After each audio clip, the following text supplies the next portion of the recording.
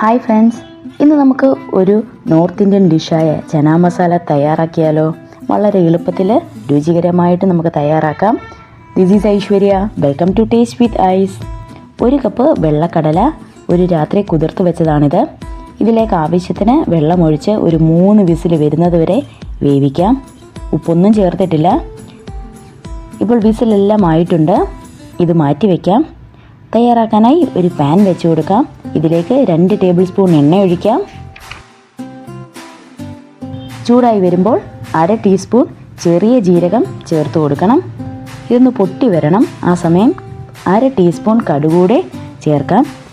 ഇനി ഇതിലേക്ക് ചെറുതായി നീളത്തിലരിഞ്ഞ ഇഞ്ചി ചേർത്ത് കൊടുക്കാം. ഒന്ന് മൂത്ത് വരണം.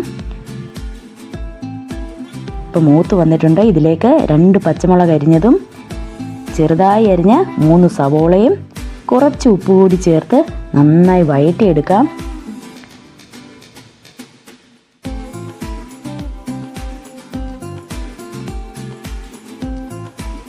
നന്നായിട്ടിപ്പോൾ വഴണ്ട് വന്നിട്ടുണ്ട്. ഇതിലേക്ക് ചെറുതായി അരിഞ്ഞ ഒരു തക്കാളി കൂടി ചേർക്കാം.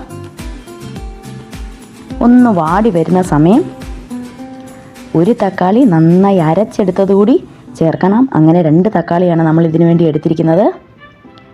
ഇളക്കി ഒരു 2 മിനിറ്റ് യോജിപ്പിക്കാം. ശേഷം പൊടികൾ ചേർക്കാം. 1/4 ടീസ്പൂൺ മഞ്ഞൾപ്പൊടി, 2 ടേബിൾ സ്പൂൺ കാശ്മീരി മുളക് പൊടി, എരിവിനനുസരിച്ച് മാത്രമേ മുളക് പൊടി ചേർക്കാവൂ, 1 ടേബിൾ സ്പൂൺ മല്ലിപ്പൊടി, 1 ടേബിൾ സ്പൂൺ ചനാ മസാല. ചനാ മസാല ഇല്ലെങ്കിൽ ഗരം മസാല ചേർത്താലും മതിയാകും. ഇത്രയും ചേർത്ത് പൊടിയുടെ പച്ചമണം മാറുന്നത് വരെ ഇളക്കി കൊടുക്കാം. ഇതിലേക്ക് 1/2 ടീസ്പൂൺ ഇഞ്ചി വെളുത്തുള്ളി പേസ്റ്റ് കൂടി ചേർത്ത് നന്നായി ഇളക്കാം. ശേഷം കുറച്ച് കാഷ്യൂ കുതിർത്ത് വെച്ച് നന്നായി അരച്ചെടുത്തത് കൂടി ചേർക്കാം.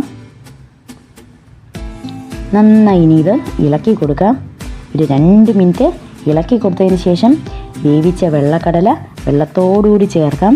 വെള്ളമില്ലെങ്കിൽ കുറച്ച് ചൂടുവെള്ളം കൂടെ ചേർത്ത് കൊടുത്താൽ മതിയാകും. ഇനി ഇത് നന്നായി ഇളക്കി കൊടുക്കാം.